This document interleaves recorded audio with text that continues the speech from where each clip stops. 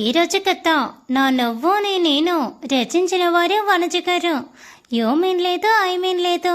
ఇప్పుడు ఎలా ఉన్నానంటే హాస్పిటల్ గౌన్ మీద ఉన్నా కదా, ఇలానే వచ్చేయమంటావా అని అడిగాను. నేను అంతే అంటూ విరాట్ ముందు కప్పిపుచ్చుకునే ప్రయత్నం చేస్తూ ఉంటే, నువ్వు ఎలా ఉన్నావో తెలుసుకోలేనంత అమాయకుడిని ఏం కాదు బంగారం అని అంటూ విరాట్ కాబోర్డ్ల నుండి ఏవేవో తీసుకుంటూ ఉంటే, గోల్డ్ తెచ్చుకున్నా ఇక్కడే పెట్టేసి రావాలా అని అడిగాను. నేను చెప్పే కదా అవసరం లేదని, ఇంకెన్నిసార్లు చెప్పాలి అని విరాట్ కాసిరి కావటంతో ఈయన గారు బ్యాడ్ మూడ్లో ఉన్నట్టున్నారు. ఇప్పుడు కెలుక్కోవటం వద్దు అనుకుంటూ సైలెంట్ అయిపోయాను నేను.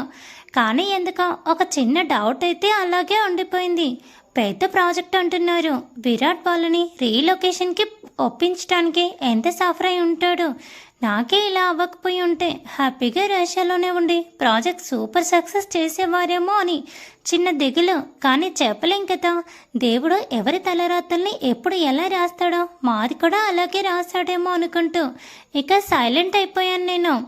నెక్స్ట్ డే ఎర్లీ మార్నింగ్ 10 గంటలకి అలా మా సునీత నాకు స్నానం చేయించింది. సునీత, నువ్వు వెళ్ళు, నేను చేయగలనని అంటున్నా కూడా ఎలా చేస్తావే? పొంగితే నొప్పి వస్తుంది. కూర్చుని దూరంగా ఉన్న జగ్గు అవన్నీ ఎలా అందుకుంటావు? ఇప్పుడు నేను చేస్తే ఏమైంది అంటూ కసురుకొని మరీ స్నానం చేయించింది మా సునీత నాకు. దాదాపు వారం రోజుల నుండి అదే మొదటిసారి అనుకుంటా నేను ఒక డ్రెస్ వేసుకోవటం. అది కూడా లడుంగు బుడుంగు డ్రెస్. సర్లే ఏదో ఒకటి, ఎప్పుడైనా కాస్త చూడడానికి బాగున్నా అనుకుంటూ దేవుడి రూమ్ దగ్గరికి వెళ్ళి కింద కూర్చోలేను కాబట్టి నిల్చనే దండం పెట్టుకుని మేమేవేవో ప్లాన్ చేసుకుంటే నువ్వేవేవో చేసి ఇలా జరిగేలా చేసావు. ఇక భార్య మొత్తం నీదే దేవుడా అని ఒక సింపుల్ మొక్కు మోకేసి రిటర్న్ తీసుకొని డైనింగ్ టేబుల్ దగ్గర కూర్చునేసరికి విరాట్ టిఫిన్ తింటూ నాకు కూడా తినిపించడం స్టార్ట్ చేశాడు. వద్దు అనుకుంటా పెట్టింది మొత్తం తిని హాల్లోనే టాబ్లెట్స్ వేసుకునేసరికి డాడీ ఈవినింగ్ స్టార్ట్ అవుతామో అని అడిగాడు విరాట్. దానికి విమల ఆంటీనే ఆన్సర్ ఇస్తూ, రాత్రి బయలుదేరితే వెళ్ళేలోపు పొద్దున అవుతుందేమో విరాట్. ఈరోజు మంచి రోజు అన్నారు. ఎంత ఇల్లు అత్తిల్లైనా కూడా ఉండేది అక్కడే కాబట్టి మంచి రోజు చూసుకుని వెళ్తే బాగుంటుందని నా ఉద్దేశం. ఎప్పుడే బయలుదేరితే రాత్రిలోపు వెళ్ళొచ్చు కదా అని విమల అత్తే చెప్పటంతో, సరేమా అన్నీ సర్దేసున్నాయి, చేయాల్సిన పనులు ఇంకేం లేవు కాబట్టి ఇంకో గంటలో బయలుదేరుతామని అన్నాడు విరాట్. యాహూ, ఇంకో గంటలో నేను బెంగళూరుకి వెళ్ళబోతున్నానంటూ గంటలు వేయలేను కాబట్టి ఈ మనసులోనే కోయ డాన్సులు వేసుకున్నాను నేను. ఇక మా అమ్మ అత్తయ్య హడావిడి అంతా ఇంత కాదు. వదిన అది పెట్టావా అని ఒకరంటే, హా వదిన ఈ బ్యాగ్లో పెట్టానని ఒకరంటే, వాళ్ళిద్దరి హంగామా చూస్తూ మూల కూర్చున్నాను నేను. మూల కాదులేండి, సోఫాలోనే ఒక పక్క. ఎందుకంటే మనం ఏ పని చేయడానికి అలౌడ్ కాదు కాబట్టి. డాడీ నేను వసు ఒక కార్లో వస్తాము, మీరందరూ డ్రైవర్తో పాటు ఇంకో కార్లో వచ్చేయండి అని విరాట్ చెప్పడంతో అందరూ తలలోపారు. మెల్లిగా మా సునీత దగ్గరికి వెళ్ళి, మమ్మీ ఇలాగే జర్నీలో వచ్చేనా అని నేను అడిగితే, ఏం పండు ఈ డ్రెస్కి ఏమైంది, బాగుంది కదా అంది మా సునీత.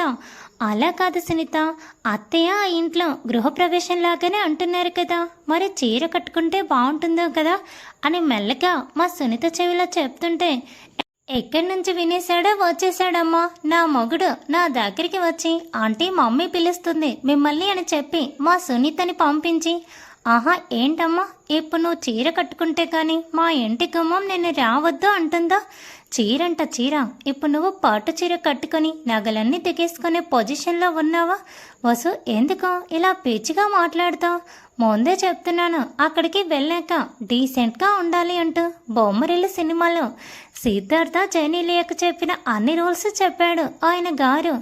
ఏం చేస్తాం, ఒప్పుకున్న పెళ్ళికి వాయించక తప్పుతుందా అన్నట్టు. నేనిప్పుడు బెంగళూరుకి వెళ్ళాలి అంటే విరాట్ చెప్పిన ప్రతిదానికి నిలువుగా ఊపాలి కాబట్టి అలాగే అని చెప్పాను నేను కూడా. సర్లే కార్లో కూర్చునే ఉండాలి కాబట్టి ఒక గంట పడుకో అని చెప్పి మళ్ళీ నన్ను బెడ్రూమ్లోకి తోలి బలవంతంగా బొబ్బు పెట్టేశాడు విరాట్. ఈయన గారి వల్ల చెడిపోతున్నానేమో అని పక్కన వాళ్ళు అనుకునేలా కాదు, నాకు చాలాసార్లు అనిపించింది. కానీ ఏం చేద్దాం, అది హస్బెండ్ ప్రేమండి. కళ్ళు మూసుకొని నాకు 1 గంట కాదు 1.5 గంట అయిపోయిందని తెలియటానికి అన్నీ సర్దేసి ఇక నేను కూడా బయట అడుగు పెడితే డోర్ లాక్ చేద్దామా అన్నట్టు వెయిట్ చేస్తున్నారు మా వాళ్ళు.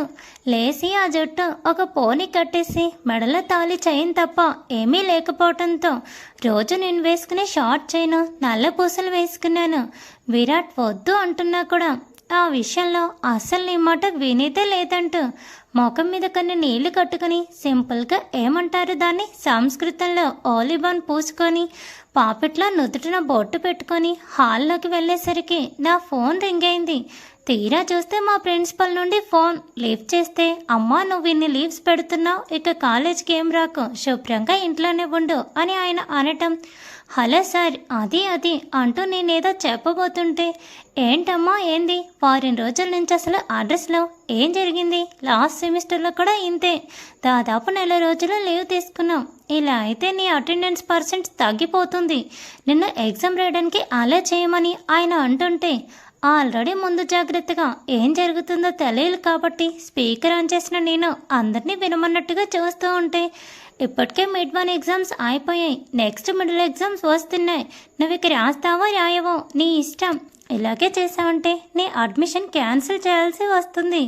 లాస్ట్ టైం అంటే విరాట్ చెప్పాడు కాబట్టి ఓకే చేశాను, ఈ టైం అసలు నువ్వు పర్మిషన్ లేకుండా ఎలా వారం రోజులు లీవ్ పెడతావని ప్రిన్సిపల్ నన్ను ఏడాపెడా వేసుకునేసరికి సైలెంట్ అయిపోయాను నేను.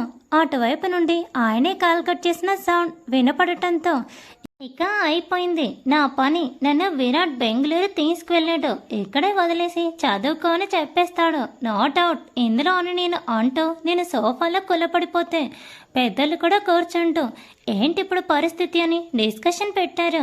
మా రాఘు అయితే ఇంకా కూతురు మనసు అర్థం చేసుకోకుండా సర్లే బాబు హాలిడేస్లో తీసుకువెళ్తావు, ఈ సెకండ్ సెమిస్టర్ అయిపోయేంత వరకు ఉన్నించలే అనేశాడు.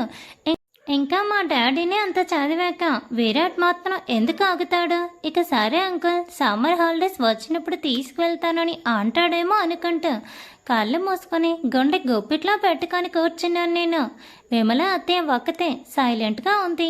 మా డాడీ మమ్మీ వారి మా మావయ్య మొత్తం నాకు ఆపోజిట్గా ఉంటే వాళ్ళ దృష్టికోణంలో అది కరెక్టేమో కానీ నాకు కాదు కదా. ఏదో పెద్ద పండు చదువుతుంది, ఇంత పర్సంటేజ్లు తెచ్చుకొని చీరేస్తుంది అని ఎక్స్పెక్ట్ చేస్తాం, చదువు పాడైపోతుందేమో మధ్యలో ఇలా నువ్వు తీసుకెళ్ళిపోతే అంటూ మా సునీత కూడా రాగం అందుకునేసరికి మమ్మీ నా ఫ్రెండ్ ఉంది కదా లత, తను నాకంటే ముందే మేనేజ్ చేసుకుని బెంగళూరు వెళ్ళిపోయింది తెలుసా, కేవలం ఎగ్జామ్స్ ఒకటి వచ్చి రాస్తుందని చెప్పాను నేను. అవునా అంటూ మా సునీత అడుగుతుంటే నిజం మమ్మీ, వాళ్ళ హస్బెండ్ కూడా తెలుసు కదా విరాట్ పిఏ, సో ప్రిన్సిపల్ అలాగే చెప్తాడు, మనమేం దాన్ని సీరియస్ తీసుకొని అవసరం లేదు అంటూ సాధ్య చెప్పే ప్రయత్నం చేశాను నేను. ఇన్ని చెప్తున్నా కూడా విమల అత్తయ్య నా వైపు ఒక్క మాట కూడా మాట్లాడటం లేదు. విరాట్ చూస్తే న్యూట్రల్గా ఫేస్ పెట్టాడు. ఏం చేయాలో నాకు అసలు తెలియట్లేదు, ఇంకెలా కన్విన్స్ చేయాలి, లాస్ట్ మినిట్లో క్యాన్సిల్ చేస్తేస్తాడన్న భయం పట్టుకున్న నాకు దాన్ని నిజం చేసేలా వసు మీ ప్రిన్సిపల్కి కాల్ చేసి ఫోన్ ఇవ్వు అని అన్నాడు విరాట్. ఇంకేముంది అంతా అయిపోయింది, ఖచ్చితంగా నిన్ను కాలేజీకి పంపిస్తామని చెప్తాడు అంటూ ఏడుపు రోహంతో విరాట్కి ఎదురు చెప్పలేక మా ప్రిన్సిపల్ గుండు మొక్కపోనికి కాల్ చేసి విరాట్ చేతుల్లో పెట్టాను నా ఫోను. నీ గ్రహాలు అలా ఉన్నాయే పండు, ఇప్పుడు వెళ్ళు బెంగళూరుకి, కాదు నీ బీటెక్ కాలేజ్కి. ఇంతకీ మన పండు వెళుతుందంటారా బెంగళూరు? నేను వెళ్ళనివ్వనుగా, మీకు వెళ్తే ఇష్టమా వెళ్ళకుంటే ఇష్టమా? Thanks for watching, please subscribe my channel for more videos.